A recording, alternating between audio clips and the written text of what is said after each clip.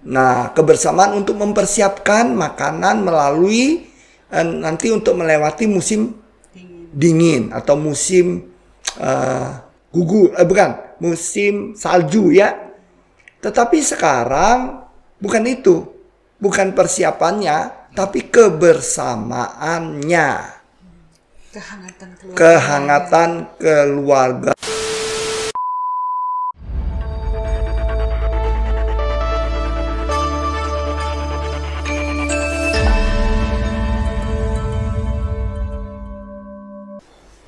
Oke, semangat pagi.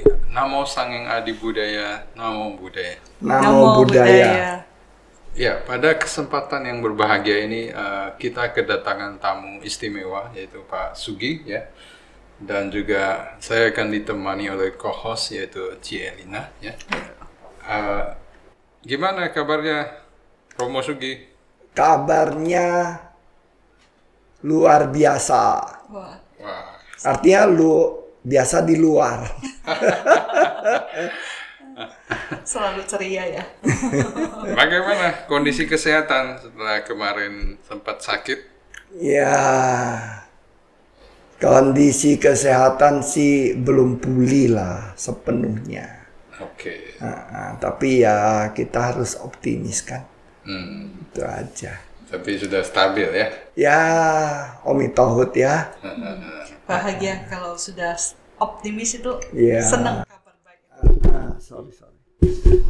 Ya, kita semua turut berbahagia. Pak Sugi udah mulai sehat ya. Thank you. Oke, jadi hari ini kita bahas tentang kue bulan ya. Ya. Sebentar lagi nih ya. Bukan ya mooncake ya. Nah, itu ceritanya seperti apa Pak Sugi tentang kue bulan ini? Nah, Mooncake Festival adalah salah satu tradisi Chinese yang sangat penting. Tradisi ya, berarti bukan. Bukan Buddhism ya. Bukan, tradisi Chinese yang sangat penting. Tetapi dalam Buddhism, kalau kita baca Keng mengenai Bai Saja Guru, Yo Si Jing.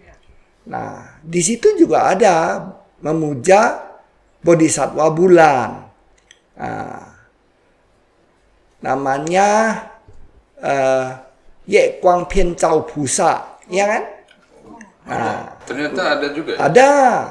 Matahari pun ada, Je Guang Pian Zhao Pusa. Ada. Nah, kita kemana dulu nih? Tradisi atau ke Buddhisnya dulu? Tradisi dulu. Dilanjutin baru. Nah, tradisi ini kenapa sangat penting? Ini kan kalau bahasa Tegalnya ya, pakai bahasa Tegal kita ya. Itu Mid-Autumn Festival. What happened to Mid-Autumn? Autumn adalah bulan atau musim gugur menjelang musim dingin. Winter kan? Apa yang terjadi di winter? Itu dingin sekali dan tidak ada apa-apa. Jadi you nggak bisa keluar nanam sayur, nanam beras, nanam apapun nggak bisa. Karena dingin sekali. Cengkuo itu kalau daerah utara itu bisa ada salju. Jadi kedinginannya itu di bawah 0 pasti. Minus ya. Minus 5, minus 10, minus 20, kadang minus 30, pernah sampai minus 50.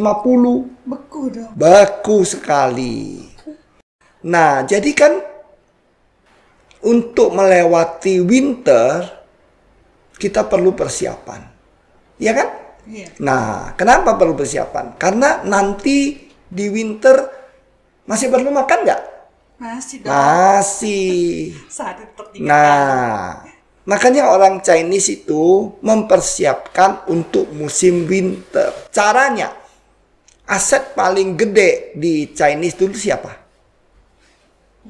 Tanah ya? Bukan, keluarga. Okay. Karena itu keluarga semua dikumpulkan.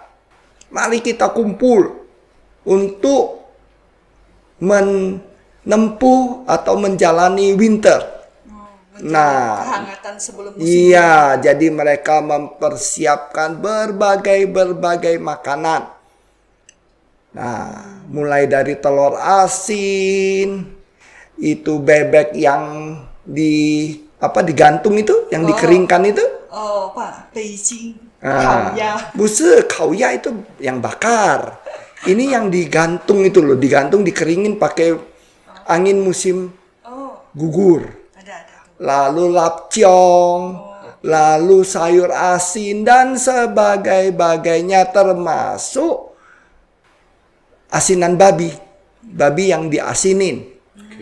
Nah, makanan-makanan ini juga dipakai untuk kalau sianan yang kalau kita ke Asia Tenggara. Jadi leluhur Anda yang keturunan Chinese pasti membawa makanan ini atau disajenin makanan ini di kapal.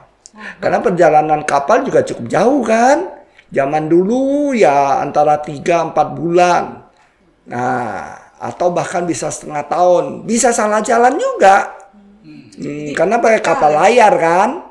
Nah, kalau misalnya nanti ketiup badai aturan ke timur, dia jadi ke barat. Nah, jadi makanan harus cukup.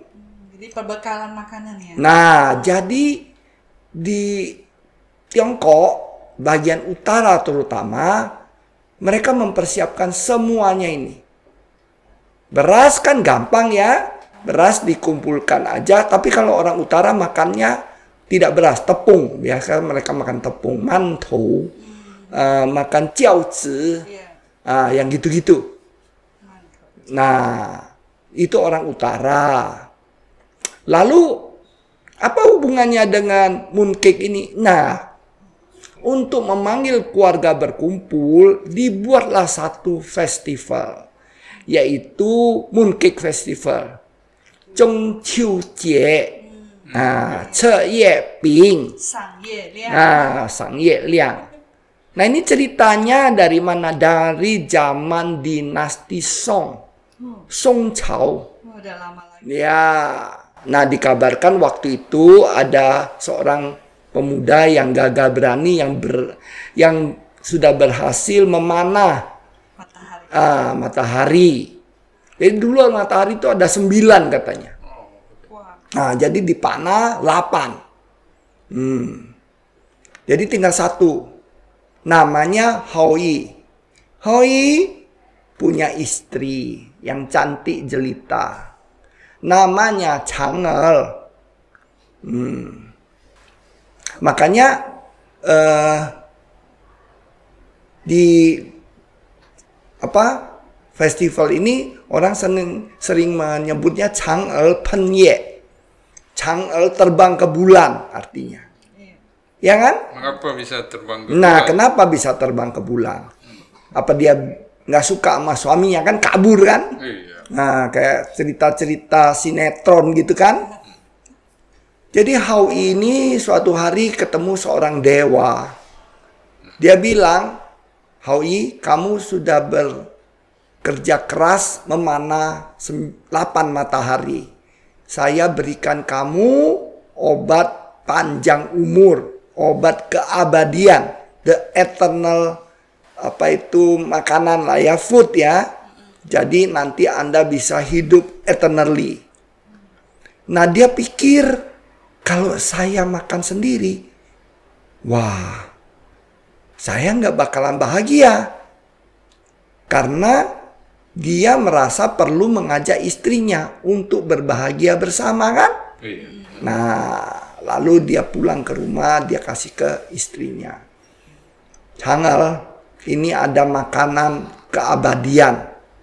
Kita simpan baik-baik, nanti kita makan bersama.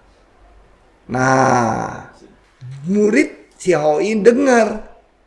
Jadi murid ini pengen ngambil makanan itu. Sehingga Chang'el merasa suaminya sudah pergi.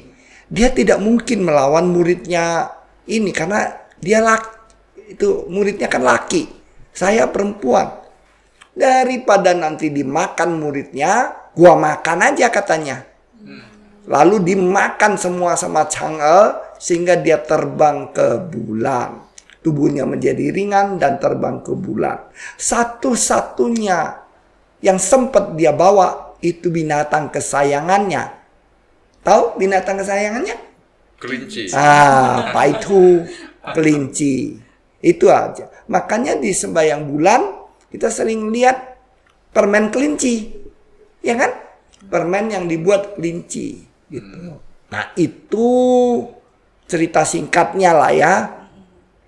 Lalu kenapa kalau di Tiongkok kan ini libur, bisa 3 hari liburnya. Nah, kenapa pemerintah Tiongkok meliburkan ini?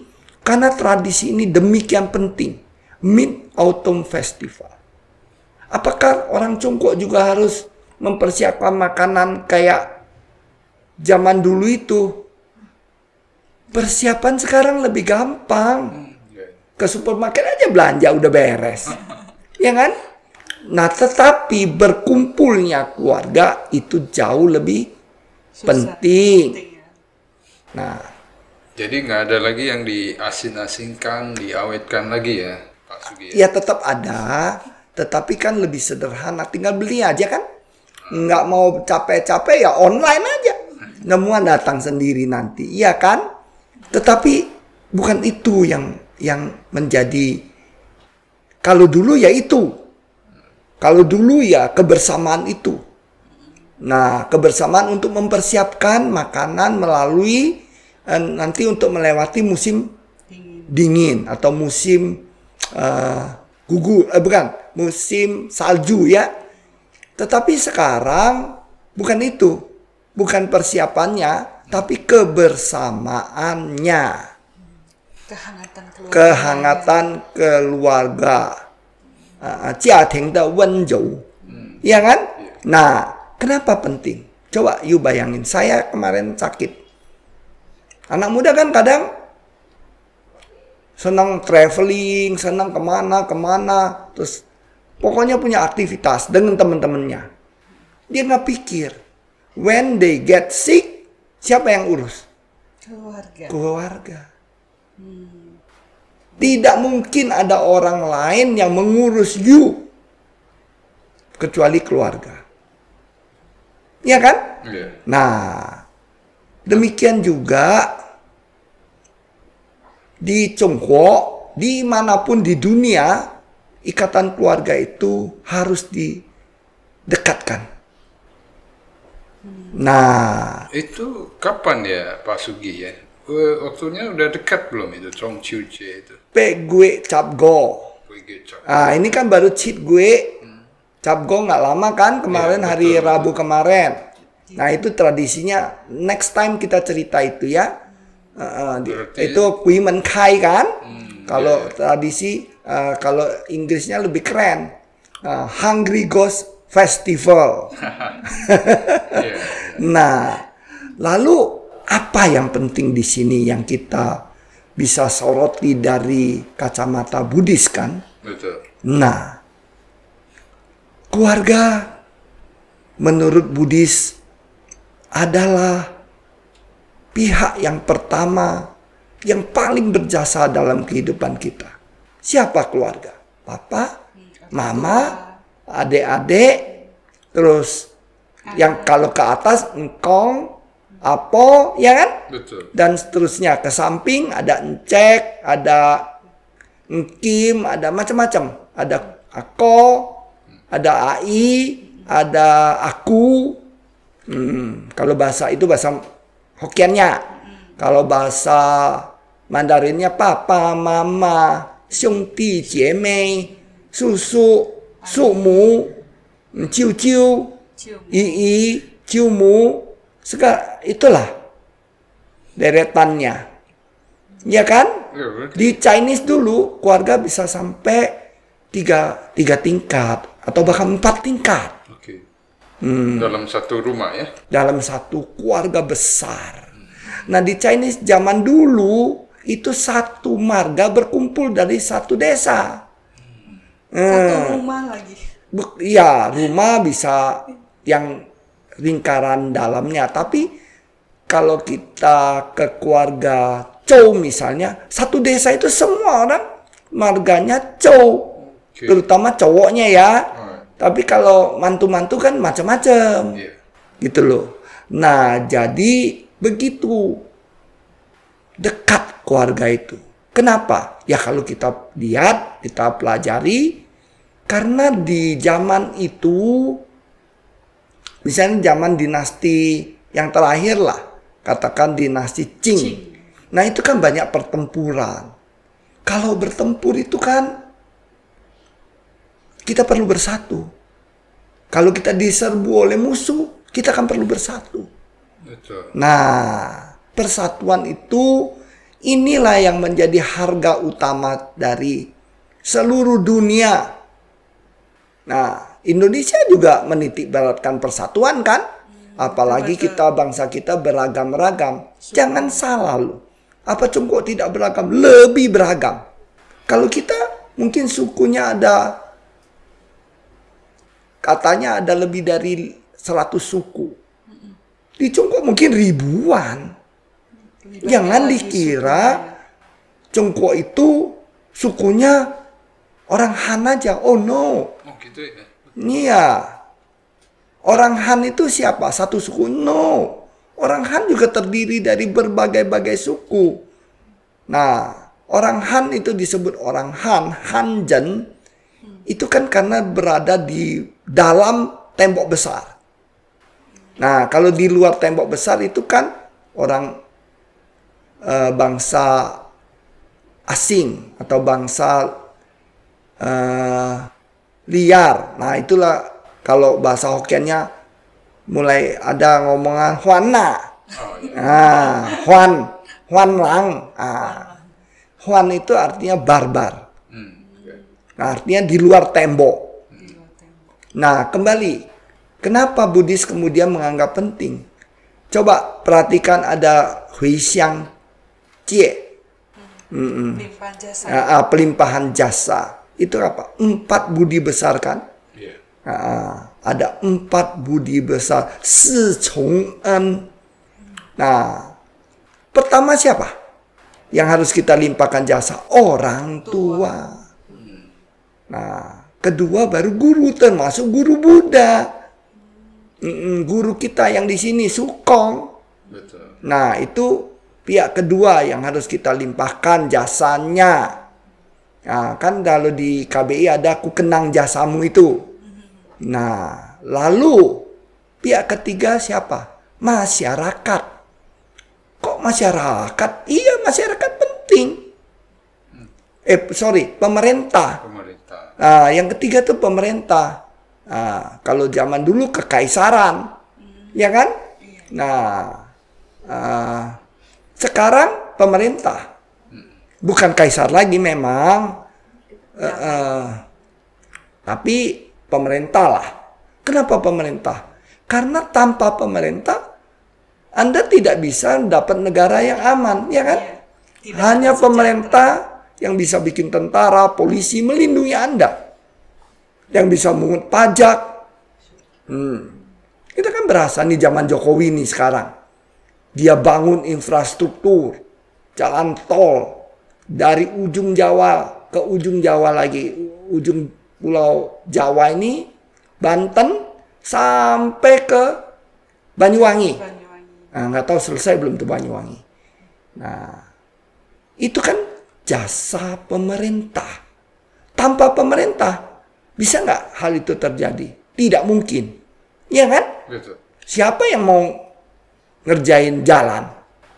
Nah, itulah jasa pemerintah, mempersiapkan infrastruktur, mempersiapkan keamanan, mempersiapkan kesehatan, macam-macam, termasuk pendidikan. Kebebasan beragama. Nah, itu menjaga kalau itu, ya kan?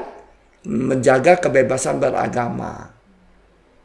Nah, kenapa? Karena agama ini adalah salah satu sektor atau faktor yang bisa digunakan untuk kepentingan politik.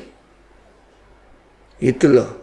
Jadi pemerintah harus menguatkan toleransi beragama. Jangan kita nanti sembahyang bulan, wow, tahu-tahu rusuh. Habis deh kue bulan kita boro-boro dimakan. Ini ada pertanyaan ringan, Romo. Kan kita kalau makan kue bulan ini banyak sekali ragamnya. Kalau di daerah Medan mungkin kuenya bentuknya bulat, tapi ada bentuk-bentuknya, ada cetakannya. Kalau di daerah Jawa mungkin bentuknya putih pipih begitu. Dan mungkin di daerah-daerah lain ada kue bulan dengan cita rasa yang berbeda nih. Kalau saya kecil tuh dulu suka pakai ada kue bulan yang bisa gantung di kancing. Kalau dikasih oma saya pakai di dalam kancing udah bangga banget. Itu kenapa bisa jadi begitu banyak ragamnya? Iya, sesuai tradisi kan. Kalau Medan kan dia sangat terpengaruh dengan Hokkien. Hokkien. Kue yang putih pipi itu juga tradisi dari Tiongkok. Itu kan dari ketan, ya kan? Nah, kalau cerita kue bulannya macam-macam sih isinya. Sekarang tambah beragam lagi kan? Ada yang pakai telur, telurnya 1, telurnya 2. Nah, itu macam-macam. Nah, kalau di Tiongkok tradisi itu yang beli kue bulan adalah orang yang misalnya anaknya kasih papanya gitu loh. Anak buahnya kasih bos. Jadi sebagai bingkisan untuk menghargai orangnya. Menghargai orang yang lebih senior. Bukan sebaliknya ya, Pak? Bukan. Bukan sebaliknya. Jadi kue bulan itu diberikan kepada orang-orang yang kita hormati. Bagi mantu harus kasih mertua. Nah, kurang lebih begitu ya, biar disayang sama mertua. Kalau Effendi mau cari cara mertua mau dikasih nih. Jangan dikasih tanaman apa tau nggak? Tanaman lidah mertua itu loh. Pernah lihat nggak tanaman lidah mertua? Ujungnya runcing, ada ininya. Di ujung daunnya itu ada apa namanya? Duri. Jadi mulut mertua itu mulutnya tajam. Sebaiknya dikasih kue mooncake. Nah, kata-kata jadi manis, makan manis. Nah, kue mooncake ini pernah juga dijadikan senjata di zaman dinasti Yuan. Di zaman dinasti Mongol. Kenapa? Di dalam kue mooncake itu ada surat. Nah, surat minta warga berkumpul untuk menghajar orang-orang Mongol. Karena Mongol kan menjajah Cina kan, menjajah daratan Tiongkok. Nah, jadi pesan rahasia itu diedarkan melalui mooncake. Nah, zaman dulu mooncake juga karena dia perayaan budaya ya, ada gambar kan. Nah, salah satu gambar klasiknya itu selalu menampilkan gambar Tiausan. Perempuan cantik bernama Tiausan. Kenapa Tiausan ini dipopulerkan atau digadang-gadang? Nah, karena begini, Tiausan waktu itu melihat bapaknya lagi galau, gundah gulana.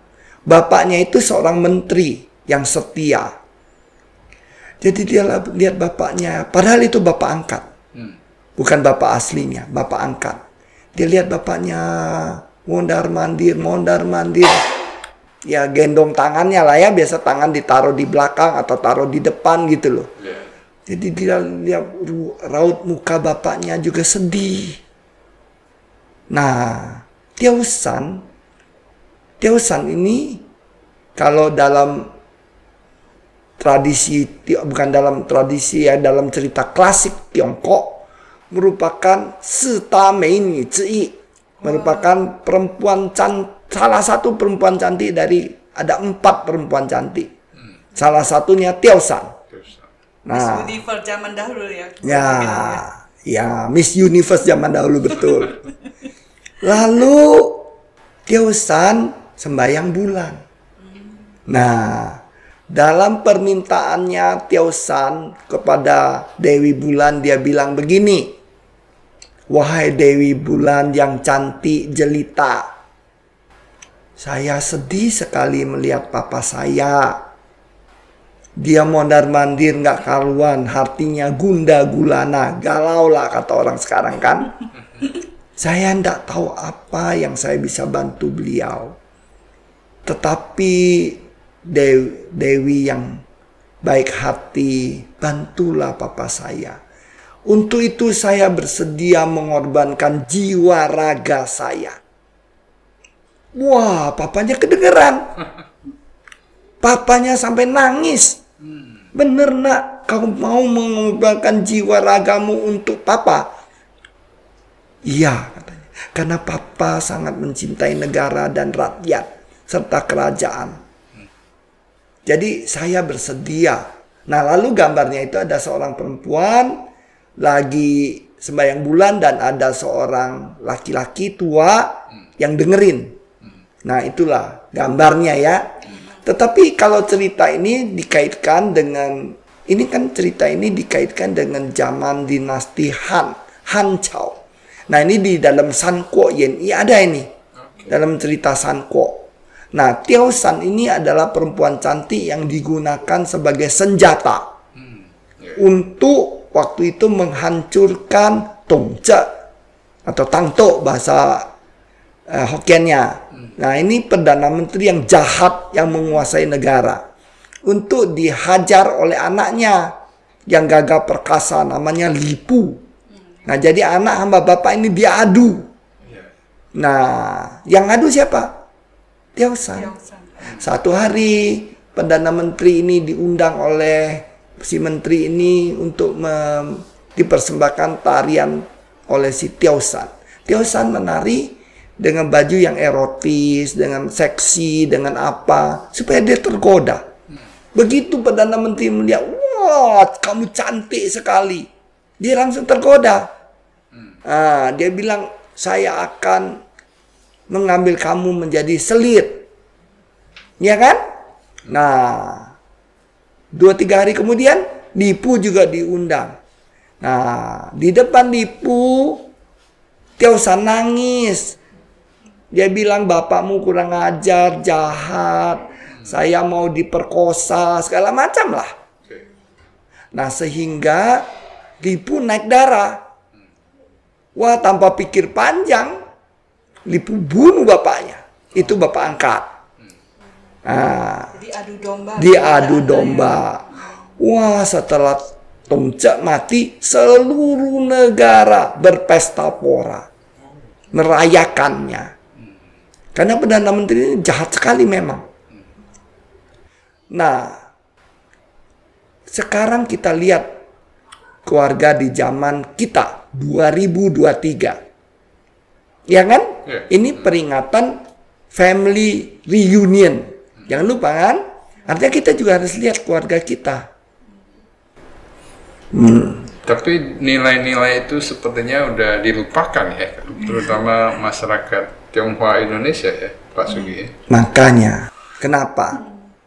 Padahal nilai itu sangat baik, yaitu kita harus merekatkan atau saling membantu dalam keluarga. Betul nggak? Betul. Nah, antara suami dengan istri, kan di situ diperingati ketemunya Tiao San sama Hao Yi kan. Nah, setahun mereka boleh ketemu sekali, yaitu pada waktu Mooncake Festival ini. Lalu waktu gerhana bulan apa. Tapi yang pasti kan gerhana kan belum pasti. Tapi kalau mooncake kan pasti. Nah, itu diperingati. Inilah family reunion. Apa nilainya? Kebersamaan kita loh. Bukan Tiao San, tapi Chang'e ya. Kalau Tiao San itu tadi yang ceritanya beda. Ya, salah satu Chang'e sama Hao Yi. Hao Yi ya. Oke. Nah, kebersamaan sebagai kakak, sebagai adik, sebagai papa, sebagai mama, sebagai suami, sebagai istri itu kan penting sekali. Coba kalau suami nggak pentingin istrinya, wah ya cilaka. Nah, demikian juga istri. Bisa divorce. Nah, pasti itu menuju. Nah, kalau ngomong divorce, coba kita lihat. Berapa angka divorce Indonesia? 50% Jakarta. Oh, oke. Nah, jadi 100 pasang pengantin, 50 cerai. Nah, di Singapura itu 100 kawin, kaucap cerai. Yang salah di mana? Sorry, 75. 75. Tapi kalau di London, di negara-negara Eropa itu kaucap. Coba kalau nggak percaya. Ada satu keluarga yang sangat terhormat di dunia. Even in the world. Kalau kita panggil dia, mesti panggil Your Royal Highness. Yang mulia. Putri Diana ya. Nah, Pangeran Charles. ada Ratu Inggris. Elizabeth. Nah, Elizabeth kedua. Berapa anaknya? Ada 4. Ya kan? Iya. Nah, anak pertama bernama Charles. Yang sekarang jadi raja. Charles ketiga. Ya kan? Kedua putri Anne. Ketiga Andrew. Betul? Betul. Nah, keempat saya lupa namanya apa, Edward ya. Berapa yang cerai? 1, 2, 3 cerai semuanya, ya kan? Oh, oke. Jadi 4 anak ratu, 3 cerai. Oh. 3 cerai. Itu berapa persen? 75%. 75%. Ya kan? Iya. Nah, jadi perceraian ini mengancam ikatan keluarga. Betul nggak? Betul. Anak-anak menjadi korban. Anak-anak menjadi korban. Nah, kalau ada masalah nanti, siapa yang menjadi korban? Pasangan juga. Betul. Kalau papa mamanya masih hidup, dia bisa urus anaknya. Kalau udah nggak ada papa mama, kan suami mengandalkan istrinya. Kalau dia sakit, betul nggak? Betul. Anak mengandalkan orang tuanya. Kalau udah cerai, anak mau mengandalkan siapa? Bilang, lu kalau mau minta duit sama papa dong. Mama nggak ada duit. Papa lu nggak pernah kasih mama. Lalu papanya bilang, Allah, mama lu kan udah married lagi. Suaminya kaya, minta dong sama mama lu. Akhirnya itu anak. Kesana nggak, kesini nggak. Betul nggak? Betul. Korban. Nah, ini yang fenomena yang kita hadapi di Indonesia. Perceraian yang luar biasa tingginya. Nah, Buddhisme datang dengan mengingatkan keluarga itu penting. Sehingga dalam setiap kita menyanyikan lagu pelimpahan jasa keluarga di nomor 1 kan. Si Chong En, 4 budi besar. Iya kan? Nah, inilah tradisi yang kita bisa terima dalam Buddhism karena sejalan. Sejalan ya, bisa mengeratkan kembali. Iya. Setiap tahun, setiap festival diingatkan. Betul. Kebersamaannya Nah, kita ya. mohon maaf, kita di Indonesia ini apakah kita mengenal sejarah atau cerita ini? Banyak kan enggak? Betul. Mooncake Festival ya cuma rame-rame aja beli mooncake. Ada makan-makan, oh ada. Tapi ya makan-makan antar teman, antar saudara, antar keluarga juga mungkin. Tapi kan Mestinya kekerabatannya tidak lagi erat. Buktinya perceraian tinggi. Apalagi sekarang ya, keluarga ini mengecil. Yang tukang pajak itu, yang anaknya gebukin orang. Nah, sekarang ini Pak, anak-anak itu tumbuh kalau cowok jadi para pangeran. Ya kan? Iya. Karena disayang sama papa mama. Anak dikit kan. Terus dia pikir, ntar gua nggak mau anak gua kayak dulu. Kayak gua dulu. Susah. Gua mau seneng-seneng anak gua. Ya boleh-boleh aja. Tapi dengan cara yang pantas. Memanjakan anak itu udah biasa. Coba itu siapa itu anaknya dia itu. Pukulin orang sampai babak belur begitu. Sekarang malah sampai bapaknya masuk penjara. Iya kan? Iya, dua-duanya. Nah, itu keluarga yang nggak benar. Pendidikannya. Ujung-ujungnya yaitu pendidikan keluarga, ciaui kalau bahasa Mandarinnya, iya kan? Nah, jadi kembali lagi, apakah Mooncake Festival ini penting? Oh, sangat penting. Mengingatkan kita bahwa kita harus menyayangi keluarga kita. Bukan dengan cara ngasih duit, bukan dengan cara beliin rumah, beliin mobil, beliin sepeda motor yang moge-moge itu. Tapi dengan cara memperhatikan. Perhatian ya. Perhatian. Pendampingan. Nah, lalu memberikan pendidikan. Memberikan pelatihan. Nah, pendidikan itu tidak sama dengan pengajaran. Sekolah mengajar. Iya kan? Iya. Nah, pengajaran itu. You bisa berhitung, bisa tahu ilmu bumi, bisa tahu macam-macam pelajaran. Itu karena diajarin. Transfer of knowledge. Nah, tetapi kalau pendidikan educate, ya kan? Iya. Nah, itu beda.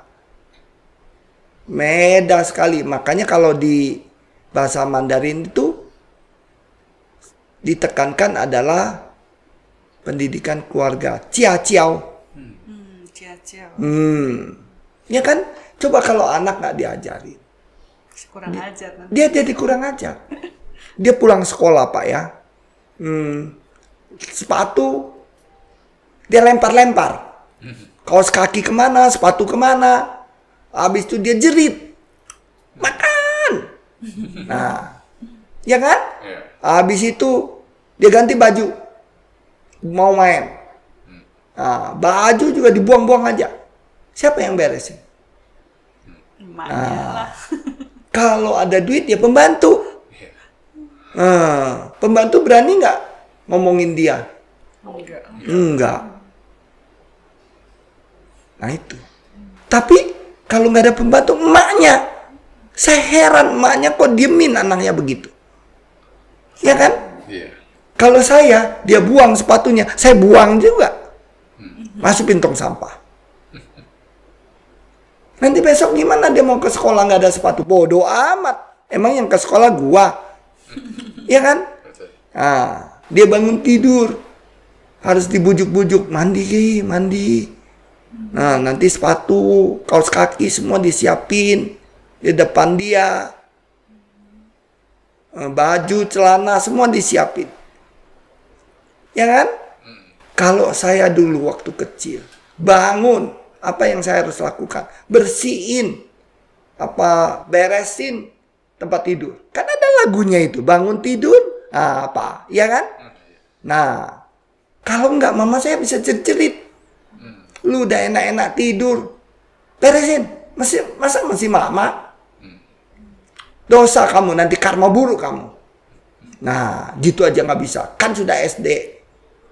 Ya kan? Nah. Kita beresin. Selimutnya, tempat tidurnya, dirapi-rapiin. Habis itu baru kita pergi mandi. Ya kan? Nah, mandi, baju juga kita dari semalam sudah kita gantung. Oke, Pak Sugi, sorry saya potong. Nah, jadi dengan yang sutra tadi gimana? Sutra Bodhisattva bulan ya? Nah, mungkin kita bisa masuk ke Nah, bagian sutra ini adalah bagian dari Yaoshi Jing. Ya. Nah, di dalam pemujaan terhadap baik saja guru Buddha, ini kita bacakan. Biasanya baik saja guru Buddha ini diidentikan dengan cahaya kan? Ya. Cahaya terang. Nah, bulan itu bercahaya. Betul kan? Betul. Matahari bercahaya. Maka dia dianggap mendampingi baik saja guru Buddha. Atau Yao Si Fo. Namo Xiao Zai Yen Shou Yao Si Fo. Nah, Buddha, baik saja guru. Kalau Amitabha kan Buddha Barat ya, surga Barat atau Sugawati. Kalau baik saja guru Buddha itu ada di timur, di timur. Nah, jadi timur kan tempat terbitnya matahari, bulan dan sebagainya kan. Nah, kenapa terang ini kemudian mengingatkan kita kepada satu hal.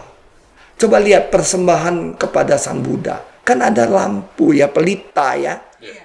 Nah, itu kan juga melambangkan terang.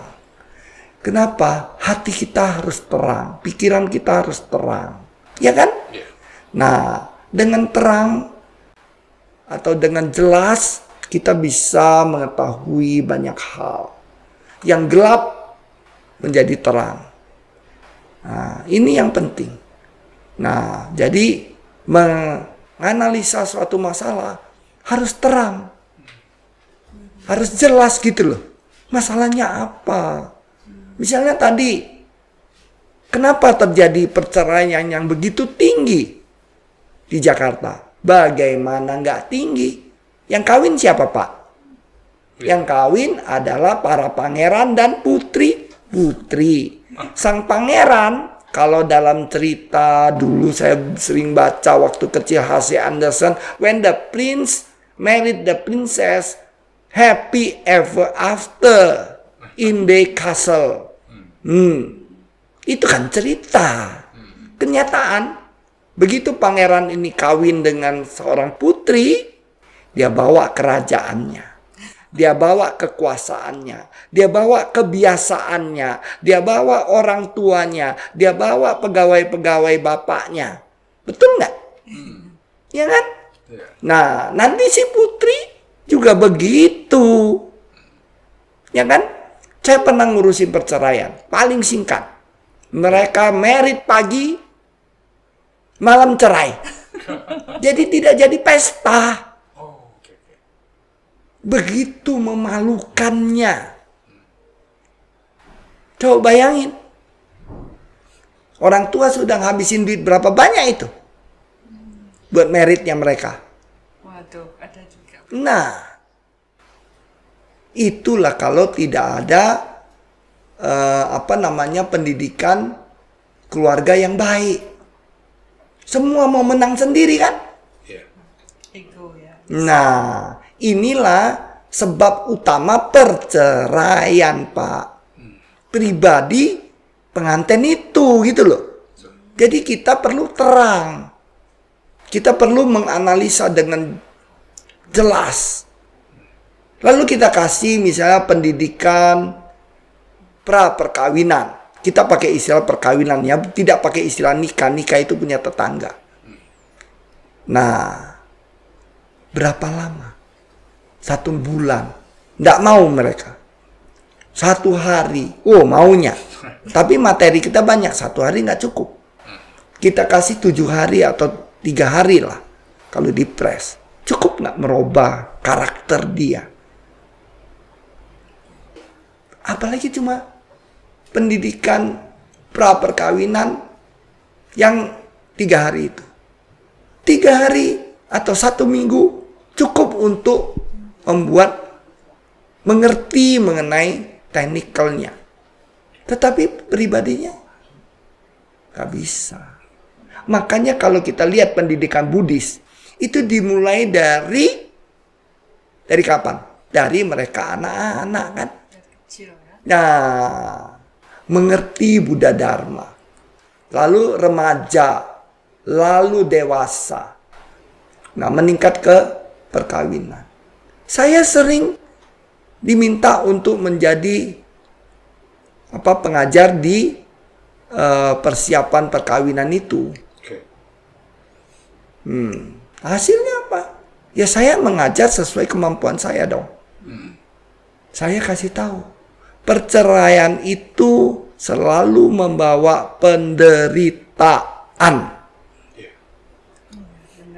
Tapi apakah mereka mau bercerai apa enggak? Ya, seperti indeks yang ada di Jakarta kan 50%. Nah ini angka akan meningkat terus. Tapi anehnya di beberapa negara, di Singapura misalnya, sekarang turun angka perceraian ini.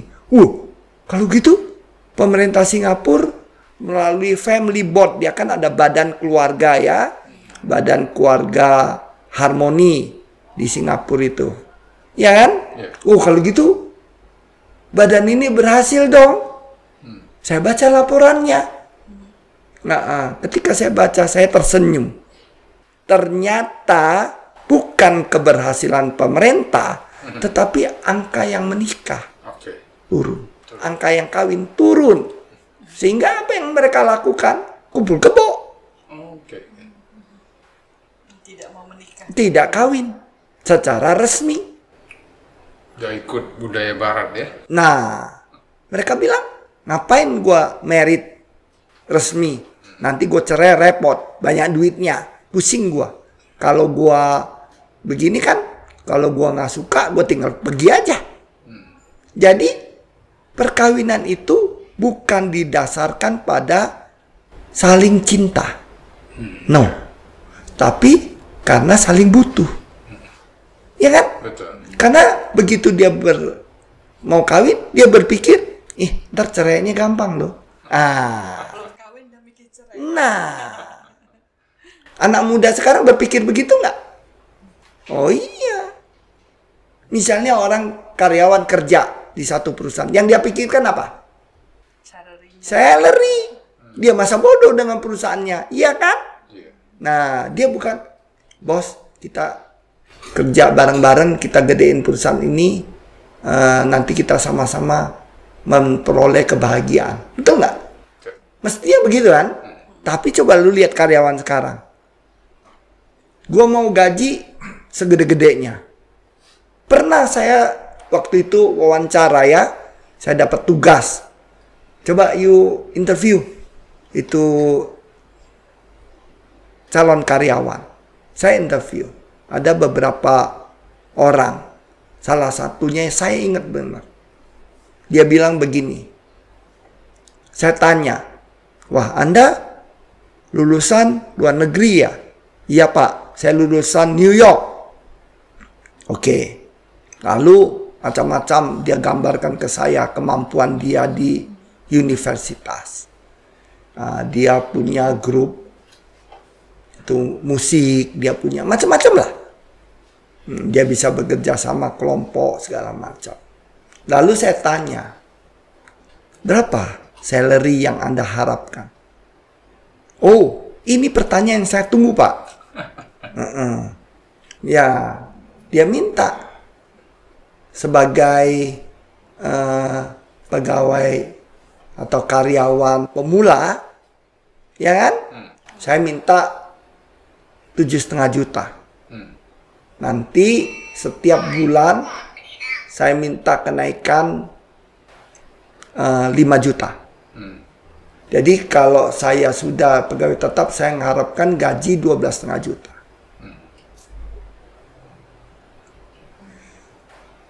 Saya dalam hati berpikir, wih berani juga ini orang.